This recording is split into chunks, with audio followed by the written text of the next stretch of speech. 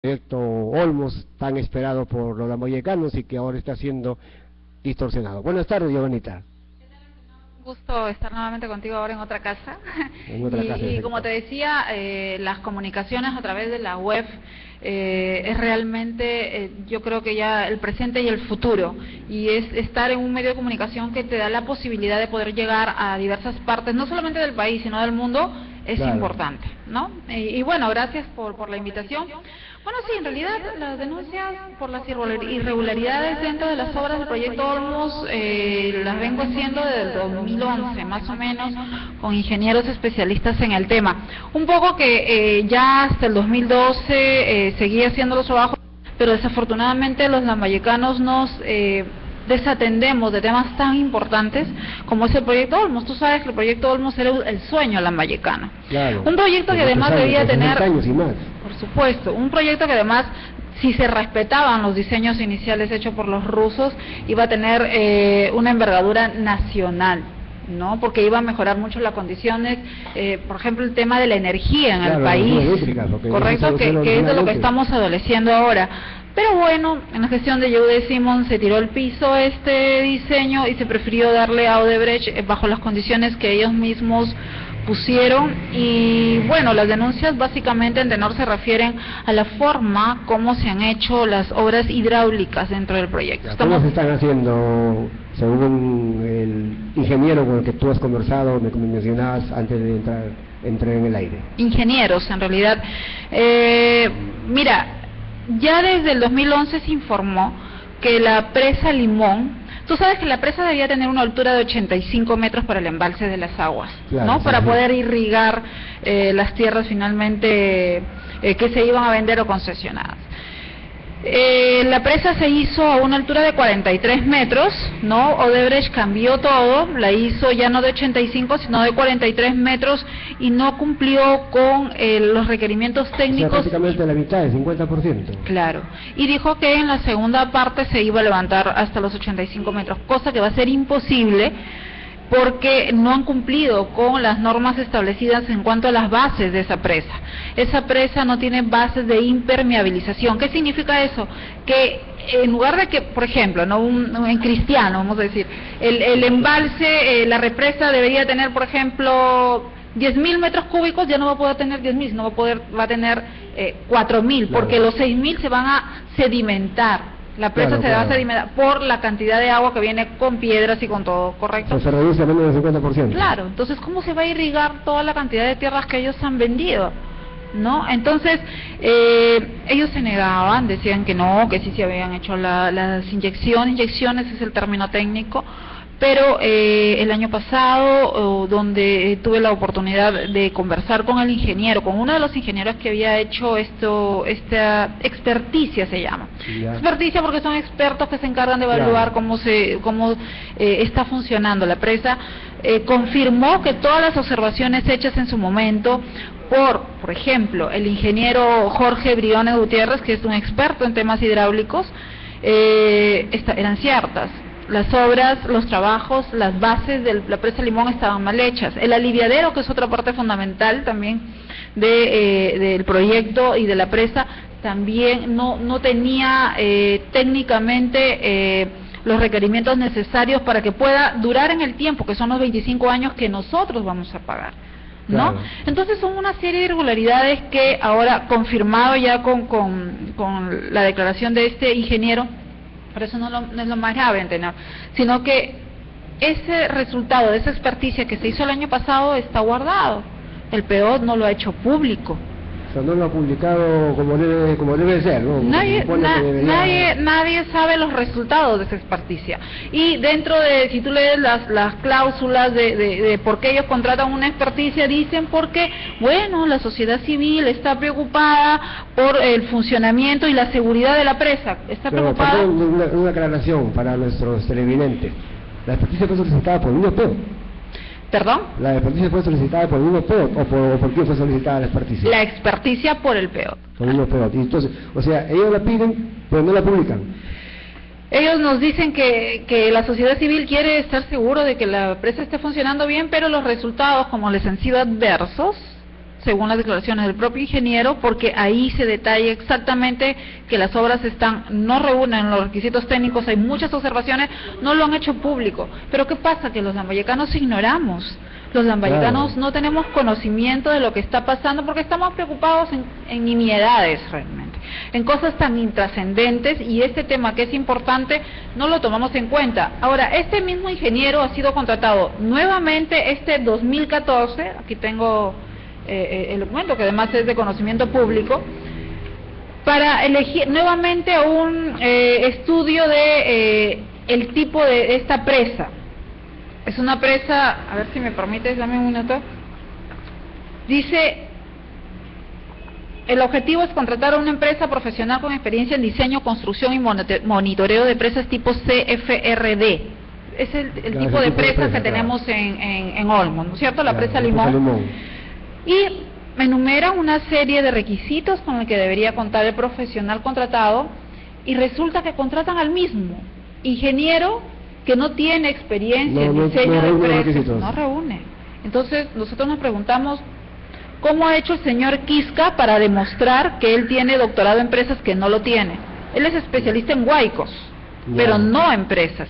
Entonces, sumado a que por casualidad al señor Quisca el monto que cobra por su trabajo corresponde exactamente al monto que quería el PEOT, al que había publicado el PEOT. O sea, el señor, por ejemplo, Quisca demuestra que en experiencia le habían colocado de puntaje 0 en experiencia, de 5-0. Entonces, ¿cómo lo contratan? O sea, con puntaje 0 en experiencia y lo contratan. Claro, son una serie de ítems que evalúan al profesional. El señor, por supuesto que es experto en otras ramas, como son huaicos o en otro tipo de presas de repente, pero no en el tipo de presas que tenemos en Lambayeque, en la presa Limón. Claro. Entonces, ¿quién evalúa a este señor Quisca o quién evalúa a los expedientes? Es un comité permanente, le han llamado en el PEOT. El comité permanente está formado por 3 personas desconocidas que no tienen nada que ver con el tema, y una de ellas... Pero, ¿a quién representan? ¿Al PEOT? Al PEOT, claro. PEOT. No está al PEOT, no, al PEOT. El que contrata los trabajos es los especialistas es el PEOT. Entonces, la jefa de abastecimiento es la que se encarga de evaluar a un experto en presas. La jefa de abastecimiento del PEOT, la que compra el cemento, el alambre, es la que ha tenido la responsabilidad de evaluar en un día, o sea, menos, 10 horas, evaluar al experto en presas que demuestre que se está especializado con todos los documentos. Hay un documento que es falso, el señor ha dicho que él ha participado en la primera parte de la supervisión, concurso de la supervisión del proyecto Olmo, falso. Consulté a esta, valga la redundancia, consultora en Lima, y el señor Quisca nunca había participado en ese concurso. Sin embargo, en su hoja de vida ha puesto de manifiesto eso. Entonces, una serie de irregularidades. ¿Cómo el PEOT va a colocar a la jefa de abastecimientos a elegir a un profesional en presas?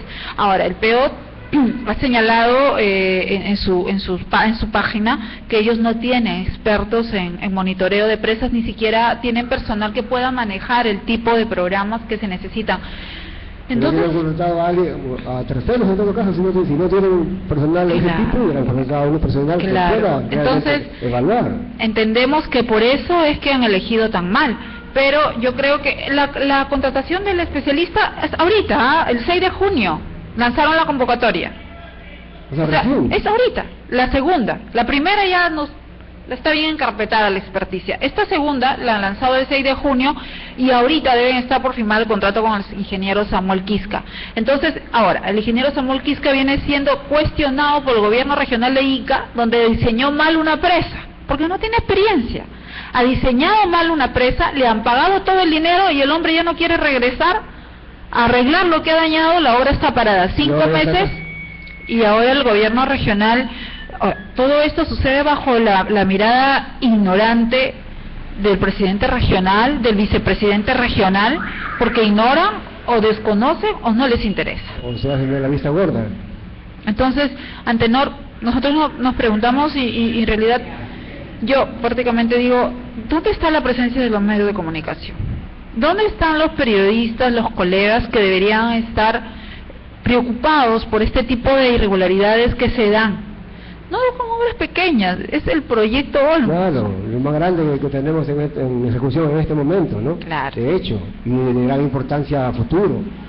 Pero, amigas y amigos de Destape Noticias, estamos con Giovanna Constantini Guevara, la colega periodista, nos trae como una grave denuncia que nos parece realmente terrible, porque están contratando a un ingeniero con experiencia cero, empresas, más bien especialista en huaicos, y cuidado que producto de su experiencia, más bien después, Dios no lo quiera, puede ocurrir en un huaico con lo de la presa Limón, pues si se hace mal, si no se prevé, por ejemplo, los efectos del fenómeno del Niño, lluvias fuertes, inundaciones, podría más bien ocurrir un desastre. Y Gloria y todas las empresas que han comprado las tierras deberían ya empezar a preocuparse, porque así como va la presa, no va a poder irrigar toda la cantidad de tierras que han vendido. Bien, amigas y amigos de Destape Noticias, una pausa y volvemos con Giovanna Constantini. Claro.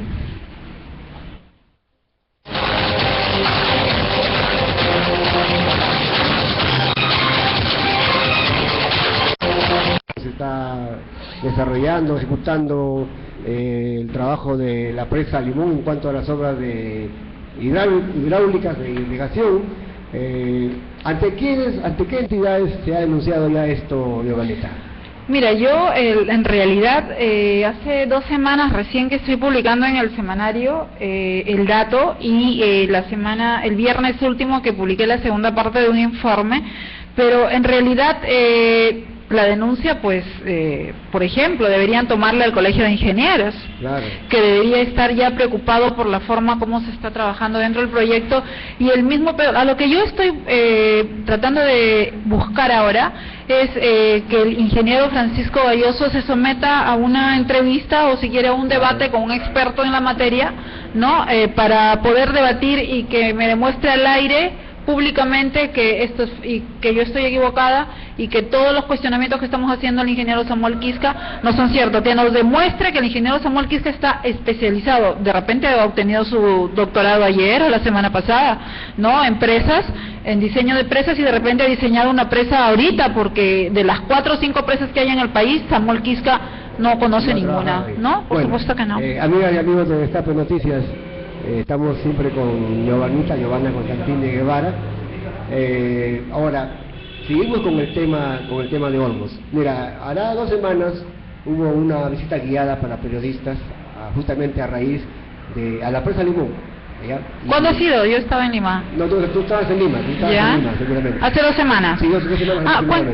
Te pediría que me resumas un poco el objetivo. El ingeniero Galloso y todos los ingenieros técnicos y funcionarios, tanto del PEO como de Odebrecht, como suelen hacerlo, ¿Con almuerzo? Con almuerzo, claro. Siempre, ¿no? Se hicieron elogios en decir que todo está muy bien, que no hay ningún problema, que todo está perfectamente diseñado. Bueno, preguntamos por ahí, ¿no? Bueno, la eventualidad de un fenómeno del Niño, de lluvias fuertes, de una avenida de agua más fuerte también en el río, ¿no? Por parte del túnel. Claro. Pero ellos dijeron que todo estaba perfectamente controlado, que todo estaba muy bien diseñado, y que no había ningún problema si hubiera una avenida fuerte de agua o si hubiera lluvias torrenciales, ¿no? Entonces, yo conozco también el tema porque alguna vez hemos trabajado en Olmos en defensa del proyecto original de Olmos, como no solamente como de irrigación, sino de generación de energía eléctrica. Era lo más importante del proyecto. Que después se va a poder ejecutar los trabajos para generar unas centralitas pequeñitas. En realidad ellos desfasaron todo, cambiaron todo, porque empezaron por los pies, ¿no? Claro. El tema de la presa, el tema del túnel, luego debía ser la presa y luego debía ser la parte energética. Claro. Ellos han dejado la parte energética para el final, y por eso que, por ejemplo, no tengo ahorita exacto el tamaño o la cantidad de kilowatts que iba a generar de energía el proyecto, pero solucionaba en gran parte el problema energético, claro, que por ejemplo ahora, que ahora afronta el país. Entonces, esas visitas guiadas es lo que más indigna, ¿no?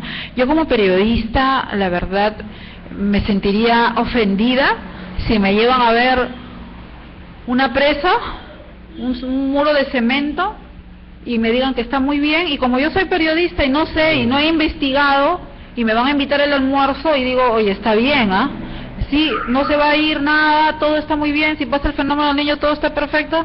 Esa es una burla para los periodistas. Que también lo cierto es, Giovanita, y tú lo sabes muy bien porque creo que sí has ido a algunas visitas, pero lo cierto y lamentable es que los colegas no preguntan, la mayoría simplemente se van por lo ven como porque no conocen, una visita, en fin, pero porque no conocen. No, pero mira, o sea, a mí el funcionario de Odebrecht, el ingeniero Palacios, recuerdo muy bien porque con él nos reunimos cuando yo hacía mis trabajos de investigación, me invitó a una visita individual de todo el proyecto, de la presa, por los cuestionamientos que yo hacía.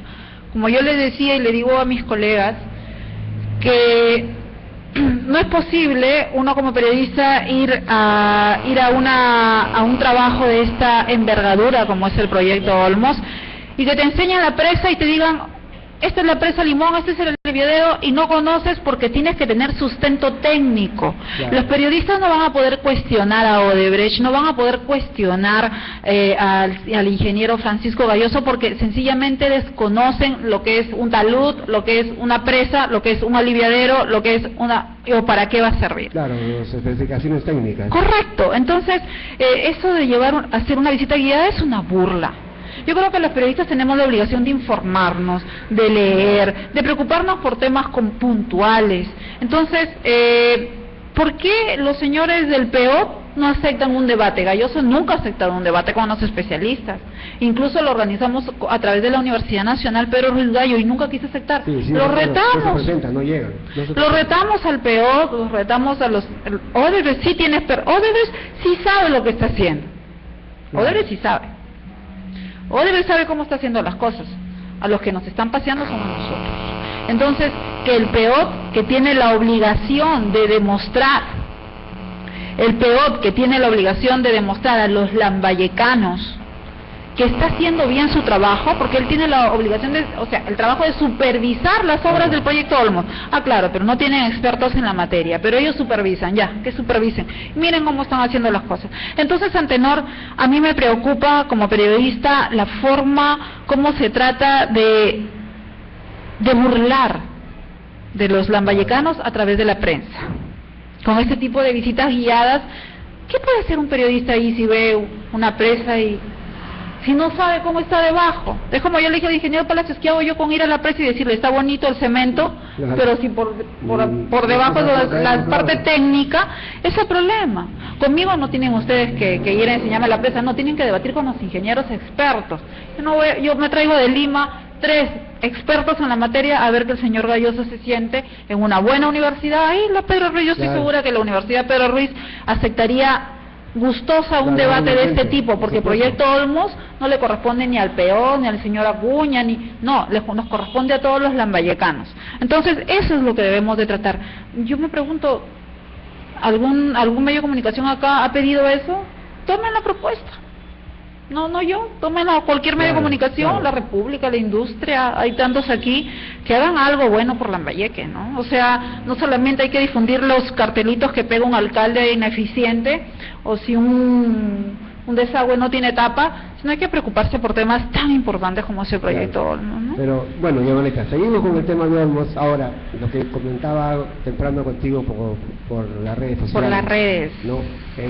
Mi caballito de batalla. Tanto luchar por Olmos para que el campesino pobre hermano solamente vaya a pasar el agua, no va a poder comprar el agua, y es más, ni siquiera tampoco va a poder comprar tierras, va a seguir siendo un asalariado, un peón agrícola, y se va a llevar solamente la tierra en sus uñas, en sus orejas y en todo el cuerpo cuando trabaje en las tierras de otros. ¿Qué pasó? ¿Por qué crees tú que no se dio, faltó de repente organización, asociación de los campesinos, agruparse para poder comprar? No hubo quien los oriente, quien les diga, bueno, hagan eso, porque hemos visto que ya se salió relación de compradores, todas son grandes empresas y han comprado grandes cantidades de tierras, que se va a volver al latifundismo. Claro, la primera parte de esta crisis empieza con el nefasto gobierno fujimorista cuando expropia las tierras, claro. ¿Correcto? Cuando dice el Estado es el dueño de las tierras, suelo, subsuelo y todo lo demás, por eso vemos las explotaciones mineras y la gente que muera, ¿qué importa? ¿Correcto? Entonces luego, lógicamente, la desorganización, la desinformación de la gente que ha permitido que sigan pasando, en realidad son una serie de factores que han contribuido a que grandes empresas como Gloria y se hayan hecho prácticamente a precio, van a disculpar la palabra, pero a precio huevo, claro, de las tierras de Olmos, se han apoderado del grueso del hectareaje ¿cuál es el mensaje del gobierno regional, del señor Juan Pablo Horna, de los ingenieros de esta gestión y de la anterior?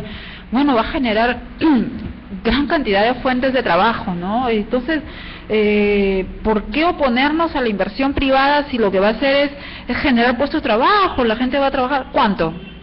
500 soles, 600 soles, claro, mensuales, o sea, mano de obra barata, o sea, cholo barato. Y si puede, pagan menos del mínimo. Claro, ¿por qué? Porque tenemos un Estado, primero que ingresó un gobierno como el de Ollanta Humala que traicionó su palabra, porque él también dijo, al igual que el ingeniero Acuña, que dijo que iba a revisar los contratos de concesión, ¿correcto?, de Olmos, el señor el presidente Humala también se comprometió a lo mismo, llegó al poder y bueno, ya sabemos su incapacidad, no le permitió seguir y todavía vino a inaugurar el inicio del funcionamiento del túnel. Entonces, es parte del sistema ya. El hecho de que los grandes inversionistas y las transnacionales tengan las puertas abiertas de este país y al cholito barato, al agricultor hay que dejarlo de cholito, de peón. Claro. Entonces tienes que acostumbrarte porque ese es el boom, pues la globalización y las inversiones extranjeras y es parte de este sistema.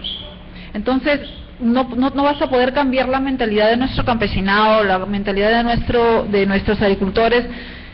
Mira, de repente ni así 5 medios de comunicación se pongan todos los días a darle al tema, porque ya arrastramos, no toda nuestra época republicana vivimos así sometidos, hasta que por fin no pierdo las esperanzas de que en algún momento despertemos de Ojalá, esto. Pero ya que entramos al tema, ¿qué te parece el momento electoral que se está ya viviendo un poco hasta el 5 de octubre? Pero tú eres chiclayana, vas y vienes continuamente entre Lima y Chiclayo, pero sé que conoces la realidad. Mira cómo encuentras a Chiclayo, cómo es en este momento los candidatos a la alcaldía provincial de Chiclayo y al gobierno regional de Lambayeque. Tú alguna vez inclusive estuviste propuesta como candidata para la alcaldía precandidata de Chiclayo y tuviste que renunciar, ¿no? Entonces, a ver, sobre todo esto quisiera que nos des el alcance, Giovanita. Bueno, yo creo que mientras sigamos bajo este mismo esquema de trabajo, donde tengamos el nivel de educación más bajo del mundo, difícilmente vamos a poder salir de esta crisis política. No hay conciencia política, los peruanos no leen, los pobladores de la ciudad no leemos, no nos informamos. Imagínate la gente del campo. Por ejemplo, en Chiclayo, casi el 80%, 85%, Lambayeque, ¿verdad?, son pueblos jóvenes, asentamientos humanos. Claro, sí. ¿Te das cuenta? Entonces, si tú haces un análisis así, en seco nomás, ¿qué candidato de repente está más vinculado con este sector? Regalos, claro, comida, y tienes comprado al elector, porque ahora los electores no se ganan con propuestas, sino los compras. Entonces vivimos una crisis. Entonces la culpa no es solamente de los candidatos, es la culpa de los ciudadanos, que no nos preocupamos por leer, que no nos preocupamos por cambiar este sistema en el cual vivimos, en el que estamos alimentados de basura por la televisión, ¿no? Otro factor. Son factores que, o sea, aunque te parezca mentira, todo juega en, como se dice, en equipo. La televisión, la prensa escrita, el nivel de los políticos que tenemos, vemos cómo se pelean en el Congreso, que parece peleas de callejón. congresistas corruptos, expulsados, que no están, ni siquiera conocen. Yo creo que ahora el pueblo no tiene congresistas, ahora el narcotráfico tiene sus representantes en el Congreso. Las universidades tienen sus representantes en el Congreso, las privadas tienen sus representantes en el Congreso, la corrupción tiene sus representantes en el Congreso. Entonces, ellos están bien... me olvidaba. Yanacocha tiene sus representantes en el Congreso con documentos firmados, Galarreta, Cecilia Chacón, este último expulsado, este señor minusválido... A mí también se me fue pero bueno. No recuerdo el nombre. Bueno, en realidad son como 20 congresistas, no, estoy mal, 13, 14, Aguinaga, Velázquez, pagados por Yanacocha para en el Congreso trabajar a favor de ella. Entonces, todos tienen, las empresas privadas, la CONFIEP, tienen sus congresistas en el Parlamento. ¿Y el pueblo? ¿Sabes por qué el pueblo no tiene representantes? ¿Sabes por qué el pueblo no tiene alcaldes, no tiene presidentes regionales que se identifiquen con sus necesidades? Porque no sabe elegir. Claro, porque somos el país que menos invertimos en educación, porque no es necesario invertir en educación en el país para que sigas teniendo la misma, o sea, los borregos de siempre que sigan eligiendo a los mismos. O sea, mientras menos educada y más desinformada la población, los políticos de siempre, los corruptos, los que vemos todos los días en el Congreso, tienen más posibilidades de seguir ahí entronizados en el poder. Entonces, no cambiar esa gente. No, mira, ni un alcalde, ni un presidente regional, con las mejores intenciones que pueda tener, va a poder cambiar este sistema, esta forma como se hace política local o política regional. Se puede dar un gran paso, sí, pero tiene que ser, si es hombre, que tenga cojones de hacer cambios. Claro. ¿Correcto? Así de crudo, porque si vas a llegar con una propuesta de cambio y a la hora que vas a llegar vas a sentarte en el poder, vas a hacer más de lo mismo, entonces, ¿para qué? No se trata de decir, yo soy de izquierda, yo soy de derecha, o si tú eres de izquierda, si tú eres de derecha eres corrupto, y si tú eres de izquierda, no, tú eres limpio. No, eso es falso. Claro, la corrupción está en todos lados. Lamentablemente eso es la verdad. Correcto, entonces yo creo que hay que apostar primero por educar. Hace 2 días estuve reunido con alguien que está vinculado con estos temas políticos y me decía, Joana, hay que empezar a cambiar esto, pero ¿cómo? Le decía, en los colegios.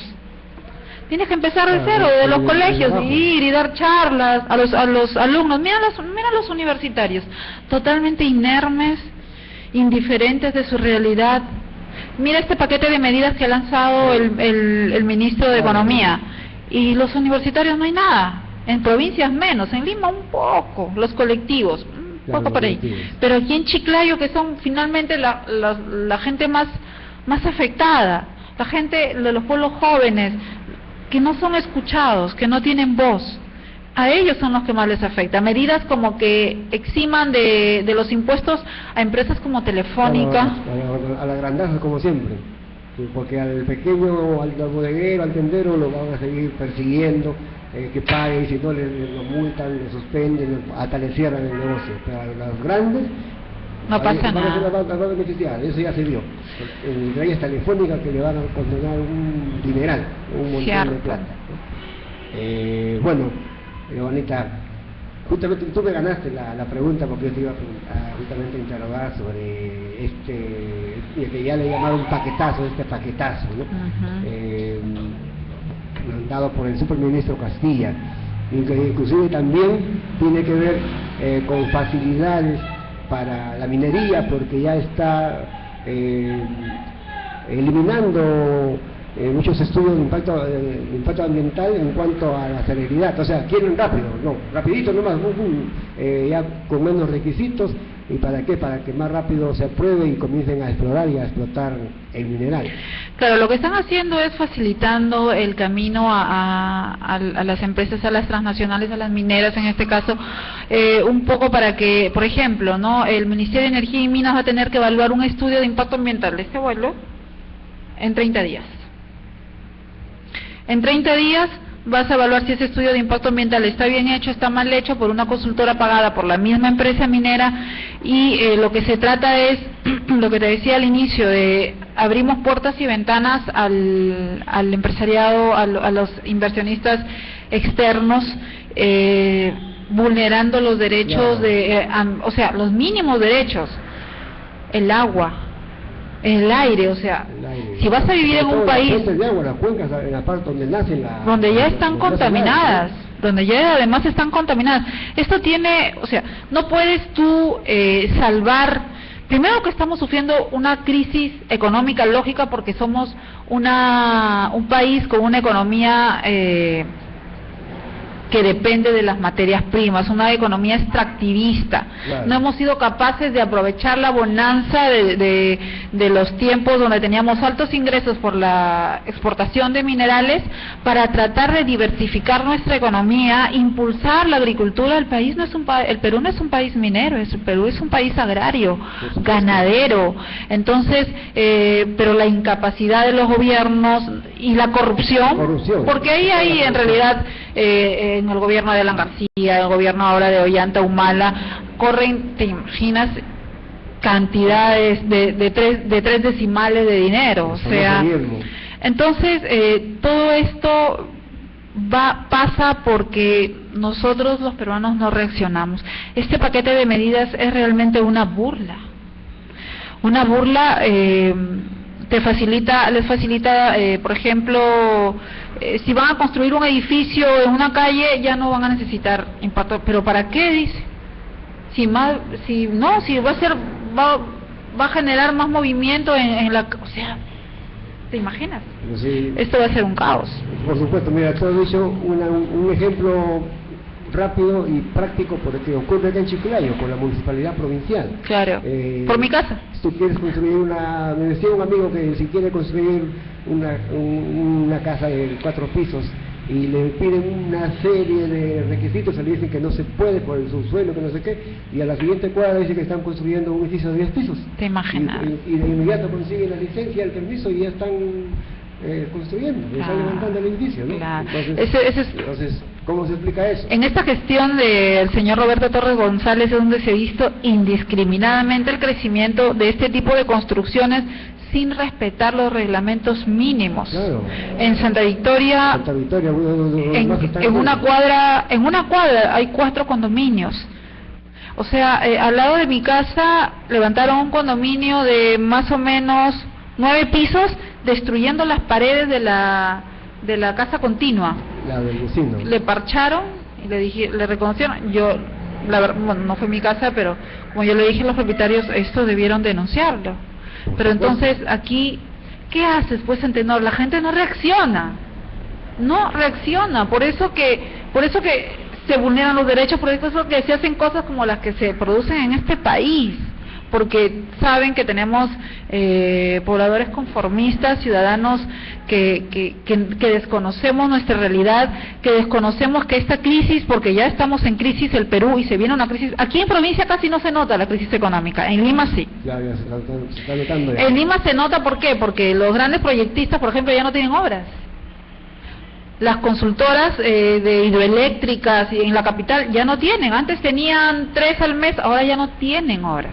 Entonces aquí no lo sentimos, pero allá en la capital sí se siente. Entonces por eso están preocupados y al toque, medidas. Claro. ¿Quiénes son los más afectados? Los que siempre son los más vulnerados, los más vulnerables, los campesinos, las comunidades y siempre los más pobres, ¿no? Porque es parte de cómo funciona este sistema. Es el sistema neoliberal capitalista, extractivista y la guerra imperialista. Bueno, yo siempre lo he dicho, ¿no? Y ahí coincidimos.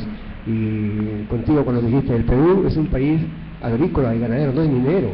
Yo siempre he manifestado lo siguiente, cuando vinieron acá los españoles, no a conquistar, sino a saquear, invadieron y saquearon, y convirtieron al Perú de un país agrícola a un país minero. Nos hicieron retroceder económicamente porque la extracción de minerales es un sistema económico más atrasado que la agricultura, porque la agricultura te hace producir, aparte que la minería destruye más bien la tierra, donde pasa la mina, las tierras quedan infértiles por 100 años, por un siglo, ahí nada crece, no crece ni el lichu, es un pasto que se crece en las alturas, ¿no? En situaciones climáticas totalmente duras, pero donde pasa la mina ni siquiera el lichu crece y no puede y por supuesto tampoco puede haber ganadería. Entonces estamos más bien destruyendo nuestra naturaleza, ¿no? Que es tan hermosa, que Dios nos bendijo con tantos paisajes. Ahí están las fotos y los videos de lo que ya ha hecho Yanacocha y lo que queda en Cerro de Pasco. Tenemos el triste privilegio de contar con la ciudad más contaminada del mundo, claro. Y todo es producto de la minería, pero una vez más también es la corrupción. En las redes sociales hay por ahí también un pedido, ojalá que esto se realice algún día, no tan lejano, ojalá que podamos verlo, porque la muerte civil definitiva y la provisional, la muerte civil definitiva para pero los cuando que toque votar eso en el pleno, y provisional para los que están procesados. Pero los congresistas no lo van a, cuando toque votar eso en el pleno no se presenta. Ellos no lo van a aprobar porque van a ser los primeros que van a ser los afectados, no, claro. No, de hecho, pensar en este Congreso, no, tenemos que pensar una vez más en cambiar, en elegir a buenos congresistas en las próximas elecciones presidenciales y congresales, porque este Congreso es de más. Pensar en que este Congreso vaya a aprobar una ley de muerte civil, esto y le espera hasta luego. Claro, es cierto, pero siempre nos preguntamos, ¿y cómo empezamos ese cambio? Educando, ¿no? Más presupuesto del sector del gobierno no vamos a tener. Que vamos a seguir invirtiendo menos del 3% en educación, porque es lo que les conviene. Pero nosotros, cada uno del lugar que ocupa, tiene que preocuparse por ir tratando de generar conciencia, ¿no? O sea, como yo le decía hace poco a un compañero, hay que empezar a trabajar de abajo, de los colegios primarios, de 40 que tomen atención, 5 ya es bastante, ¿no? Esos 5 van a reproducir el mensaje, porque esto no lo vamos a cambiar ni porque tú tengas buenas intenciones, ni porque yo, lamentablemente, no va a ser así, porque lo venimos arrastrando toda nuestra época republicana, venimos así. Y si tratas de generar una corriente distinta, el gobierno norteamericano te va a decir chavista, te va a decir que comunista, moralista. No, entonces te enfrentas a eso y porque no conviene, pues, sí, no conviene que se genere un cambio. Menos mal que ya Estados Unidos está perdiendo el mundo era unipolar, ahora ya no, Rusia está volviendo a ocupar el lugar que tontamente perdió por la irresponsabilidad de Gorbachev, y ahora vuelve ya a empoderarse, y Estados Unidos está preocupado, tanto así que ha ido está soltando el mensaje de que quiere abrir las relaciones con Cuba, ¿no? Y lo mismo que ha hecho Europa. El embajador embajadora española se ha ido a buscar a Fidel, y Fidel ha dicho, bueno, lo voy a pensar, porque si con todo ese bloqueo económico que se ha hecho, Cuba puede crecer el 2,3% como lo está haciendo, significa que Fidel va a morir dándose el lujo de ver a Estados Unidos enterrando el pico, que le falta poco. Tú dijiste algo muy cierto, Giovanita. Yo soy profesor, y desde que estaba en la Universidad de Trujillo, ya estudiando mi carrera, yo recuerdo que la Constitución Política del Perú establece que el 20%, si no recuerdo mal, del presupuesto de la República debe ser para educación. Pero que yo recuerdo ya desde que estudiante y después como profesor, ningún gobierno ha cumplido con la Constitución. Por el contrario, más bien cada gobierno ha venido disminuyendo cada vez más el presupuesto para el sector de educación. Por eso que hoy somos los últimos, estamos solamente qué vergüenza, estamos al nivel con mucho respeto. ¿Sabes quién está primero, no? ¿Sabes quién está primero? Cuba. Cuba, por supuesto. Cuba, Venezuela, Estados Unidos está después. ¿No? Y nosotros somos los últimos junto con Haití. Claro. Y hasta dónde vamos a llegar. Pero te dicen, pero eres libre, pues, ¿no? Vives en una democracia, vives en un país libre, eres libre, pero no puedes salir ni de Chiclayo porque no tienes plata ni para trasladarte de un distrito a otro. No, o sea, ¿de qué libertad estamos hablando? Decía alguna vez un amigo, ¿libre para qué? Libre para morirnos de hambre. Exacto. ¿No? Libres para morir. Exagerado, porque hay gente que no tiene ni para comer, ¿no? Que están en la total inopia, no tienen ni para... yo no sé cómo pueden de repente vivir o mal vivir, porque no tienen su desayuno, que muchos niños que van a la escuela es un pan y una taza de té. Te pregunto, ¿es eso una democracia? Esto que acabas de mencionar, ¿es un sistema democrático?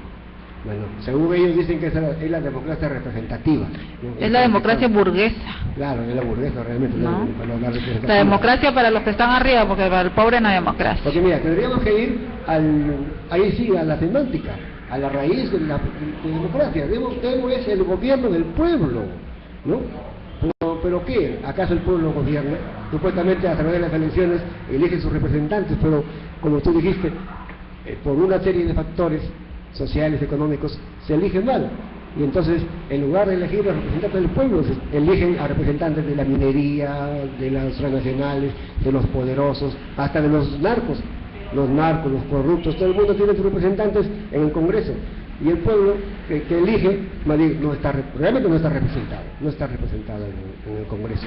Yo no me siento representado, para nada, ¿no? Por esa serie de parlamentarios que son totalmente corruptos, que roban luz, que roban agua y que cometen le roban a sus trabajadores, los hacen que se tienen préstamos y para llevarse el dinero. Ahora, lo que no se entiende, o sí se entiende porque ya quieren vivir ya pues con 3 o 4 mujeres, con casa de campo, casa de playa y con una serie de lujos, ¿no? Porque si ganan 30.000 soles mensuales, entonces yo creo que es suficiente para vivir bien y para no aspirar a más, pero viene ya pues el afán de lucro, ¿no? de lujos y de vicios, porque también quieren tomar los mejores tragos y por último se meten hasta con la droga, ¿no? Muy bonita. Cierto, es parte de nuestra triste realidad política que tenemos en el país y de repente que se repite en muchos lugares de Latinoamérica, pero afortunadamente hay países que ya nos están marcando un camino, que ya nos están diciendo, oye, a ver si siguen esta ruta, a ver si despiertan. Es el caso de Ecuador. Claro. Correa está haciendo una excelente gestión allá, ¿no? Ha cambiado totalmente el sistema judicial, lo ha reformado, expulsó a todos los jueces, le cerraron el contrato a todos los jueces y era el propio pueblo el que decidía de una lista quiénes debían ir acá. Entonces Bolivia es otro ejemplo. Claro. Uruguay también, por ahí va, ¿no? Brasil, que ya es parte integrante de del próximo grupo que va a ser los BRICS, ¿no? Junto a China, junto a India. Entonces, yo creo que esos ejemplos nos dan algunas luces para que el día que llegue, que espero sea el 2016, con una muy buena alternativa al gobierno, que tenga pues la suficiente capacidad y preparación, porque hay que tener preparación política, de alguna manera ideológica también, y no dejarse presionar por este sistema, porque claro, la presión es enorme, ¿no? Para generar ya un cambio. Primero empezando por invertir más en educación, salud. Educación, salud. Por eso la delincuencia no vas a acabar con la delincuencia como está haciendo este ministro del Interior que acaba de ingresar, Urresti. Operativos, 10 operativos, hazte 100 todos los días y no vas a acabar con la delincuencia, porque es un problema estructural, claro, que lo tenemos que atacar los factores que están influyendo para que haya más delincuentes. Si es un chico de 15 años, su mamá se está muriendo y no tiene para comprarle, ese chico va a robar, porque le estamos generando la necesidad, porque no somos un país que le está dando una oportunidad, ni siquiera una opción de poder educarse, porque la educación en este país es selectiva. Si tienes dinero te educas, si no, no. Claro, así es. Qué bonita, la del estribo. Gracias a ti. Bueno, un gusto siempre entrevistarte, pero la pregunta es, tú fuiste precandidata por el Frente Amplio a la alcaldía provincial de Chiclayo. Por motivos que tú sabes mejor que nadie, tuviste que renunciar, lamentablemente para muchos chiclayanos, entre los que me encuentro, tú eras la mejor opción, pero gracias. Bueno, no se dio. Pero ¿cómo está tu relación con el Frente Amplio? ¿Sigues tú trabajando con los amigos del Frente Amplio, apoyando la candidatura de Arellano y de Humberto Heredia al gobernador regional de Lambayeque? Claro, mi apoyo y el cariño hacia el Frente Amplio es el mismo. Considero que las diferencias dentro del mismo equipo de trabajo siempre van a existir, es bueno que existan. Claro. Lenin decía, dentro de un grupo político tiene que haber la crítica y la autocrítica, no nos podemos alabar todo y decir que todos estamos muy bien. Pero correcto, antagónicas, por supuesto. correcto. Entonces, más allá de pequeñas diferencias que puedan haber, mi respaldo, por supuesto, es la única opción que tenemos de generar un cambio. En Lambayeque, en Lima se ha hecho un desorden tremendo con la elección de Susana Villarán a rajatabla, a dedo, sin respetar lo que digan las bases. Eso sí es preocupante. Entonces, pero más allá de eso, en lo que corresponde a Lambayeque y Chiclayo, considero que es la mejor opción, claro. Limpia, sin corrupción, y yo creo que el lambayecano, el chiclayano, tiene que aprender a elegir no al que más le regala, sino al que mejores propuestas le da. Mi cariño para el Frente Amplio es el mismo. Yo me retiré por un tema de algunas incompatibilidades que de repente pudieron existir ahí, pero eso no cambia la visión que yo tenga del Frente Amplio como posibilidad. Se tienen que superar las diferencias, se tienen que superar los pequeños, todavía la falta de crecimiento político que pueda tener la agrupación, porque está en formación en realidad. Claro. Por eso se discutía mucho si el Frente Amplio debía participar en estas elecciones, porque podía pensarse que es un frente electorero, porque tienes que hacer un trabajo de campo.